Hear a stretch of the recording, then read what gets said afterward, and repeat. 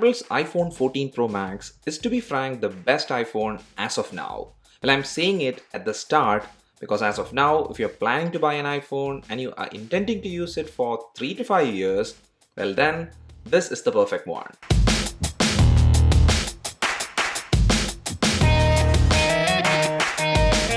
Now, by making such a statement, I'm not saying that this phone is flawless because it has issues, but then what makes it the best option as of now is its functionality and longevity. Well, here the design is very familiar if you have kept track of the iPhones for the last 2 years because the 14 Pro series looks very similar to the 12 Pro series and the 13 Pro series, except the fact that the camera housing got very chunky and also the colors changed, especially this new space black. It's one of the deep black colors that Apple has ever launched, and to be frank, it looks sleek. But then as I said, the frame is stainless steel, straight out flat with front and back glass, and this package is of extremely high quality and premium feel. Now this Pro Max is a hefty phone which some may not prefer, but for the heft, you do get some benefits too.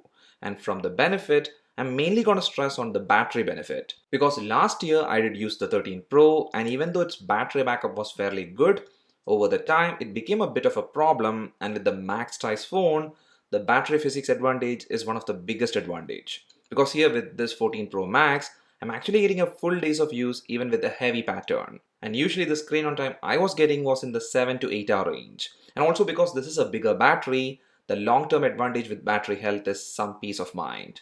And this is a reason why I would prefer the max sized variant. And another advantage is an obvious one, and it's with the display. And yet this time, well, there are some major updates in the display side. And you can see it. Well, it's the change happening with the notch. It's been long overdue, and finally Apple got rid of the notch. And actually they did it in a different way, which again has its pros and cons. Well, since this is the 14 Pro Max, the display size is 6.7 inches and it's an OLED display with a resolution of 2796 by 1290. And this display is an excellent quality one with outdoor peak brightness reaching 2000 nits, and it's a panel that has adaptive refresh rate too, which means the refresh rate can move around from 1 Hz to 120 Hz based on the requirement. And with such a panel, Apple finally did bring always on display to the 14 Pro series, but to be frank, it's not a good feature. There isn't any functionality other than the display staying lit like this. It kinda looks like the display is kept in a low brightness state because in the always on mode, the background doesn't go black, but instead it shows the wallpaper in a dim state. And it looks cool, but functionally it's not that cool. And also nothing is interactive and it does hurt the battery life too, so I did keep it in the off state. But here this pill cutout, it's very functional. It's called the dynamic island, which is a fancy name, and this portion is much better than the notch in terms of the functionality and flexibility it offers. It's kind of like a second interaction area where you can use a single tap to go back to the app and a long press to open a widget view. Now at present, not every app works with the island, but then most of the use case app works well, which is a plus. And I do like this implementation, but that doesn't mean there isn't any drawbacks. And to me, I did notice two things. The first one is that this cutout is very evident throughout your usage because unlike the notch, this sits a bit more lower, and hence if you watch a full screen video, it is noticeable. But that doesn't mean it's going to spoil your user experience. And the second thing, which is my main gripe, is that with extended interaction with the dynamic island, the front camera got smudged and the quality of the selfies reflected that. So now I am in the habit of wiping the front camera area before taking a selfie. And also, by the way, even though this cutout looks like a pill, well, it's actually two cutouts with the display area in between, but Apple's software implementation doesn't show that area, and it's actually used in a great manner to show certain alerts like this camera privacy green dot alert. So that's all about the display and the new pill-shaped cutout. And from all this, Apple did some upgrades in the display area. And another area where upgrades has happened is with the cameras. Because here the main camera is a new 48 megapixel camera with f1.78 aperture. And this sensor, well, it's a big upgrade in paper, but in real life use cases, well, in low lit environments, the photos are a bit sharper than the last gen iPhone 13 Pro. But then in a proper lit environment, the difference is not that noticeable. Now the shallow depth of field that this sensor creates with objects is much more natural, which is great, but then as I stated, if you just do a point and shoot, then you're not going to notice much of an improvement. The default output photos are 12 megapixels and the details retained is great, But if you really want to make use of the full resolution, you have to shoot in RAW, but then the actual processing time is a bit more, and also the file size are 50 MB or upwards. Now here the ultra-wide camera is a 12 megapixel camera, and it's a better one than the last year's ultra-wide camera, and I do prefer to use it even in a dull lit scenario. And also this sensor does take macro shots, which are good looking images. But here one thing I have noticed is that if you move closer to a subject with the camera settings set to main camera, well, the focusing distance is much less than the main camera in the 13 Pro series.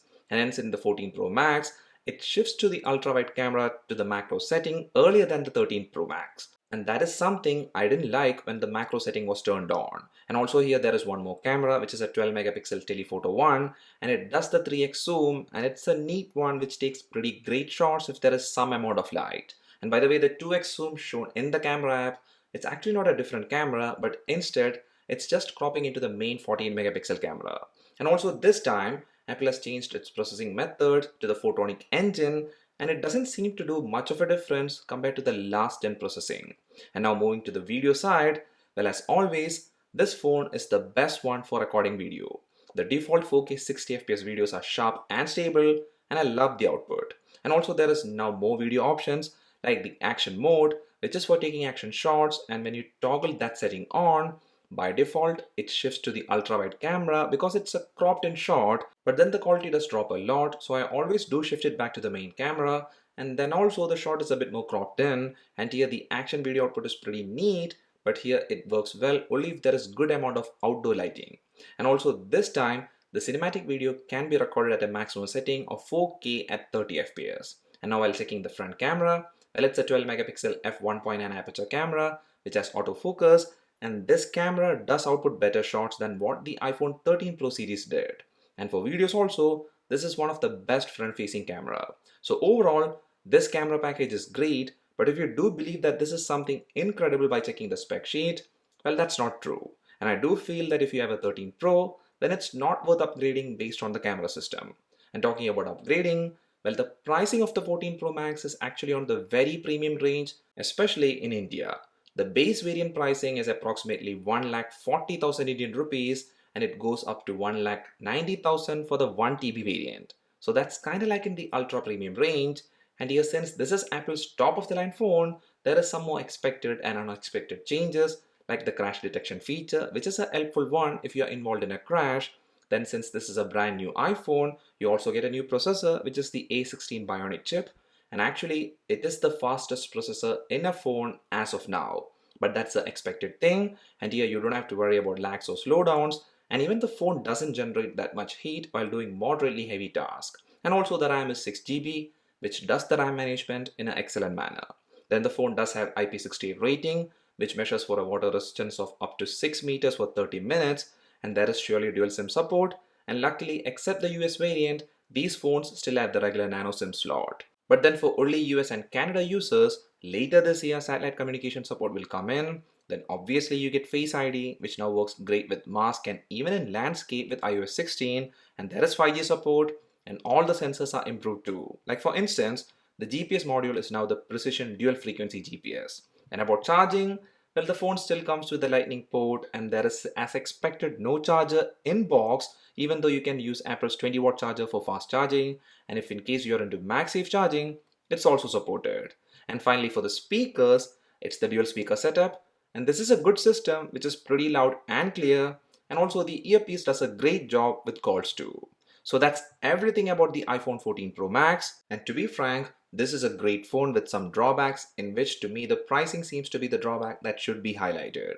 Because even though this is a flagship top of the line iPhone with new features, well, still it's not a drastic improvement over the previous Pro series iPhone. And that does make it obvious that if you're an iPhone 13 Pro Max user or even an iPhone 12 Pro Max user, this upgrade is not gonna wow you that much. Surely for a 12 Pro Max user, you will notice the improvement in the display smoothness and the camera advantages, but still, that phone is even now a pretty great one. So from that perspective, only upgrade if you feel that the price tag is worth the features you're getting. And for everyone in the iPhone 11 series or below, you'll surely feel that massive improvement, because right now, the 14 Pro Max is the best iPhone. That's all for this video, guys. Hope you liked it. If so, a like is much appreciated. And also, don't forget to subscribe to the channel because you won't miss our future content. and that does help our channel a lot. See you again in the next one. Till then, bye.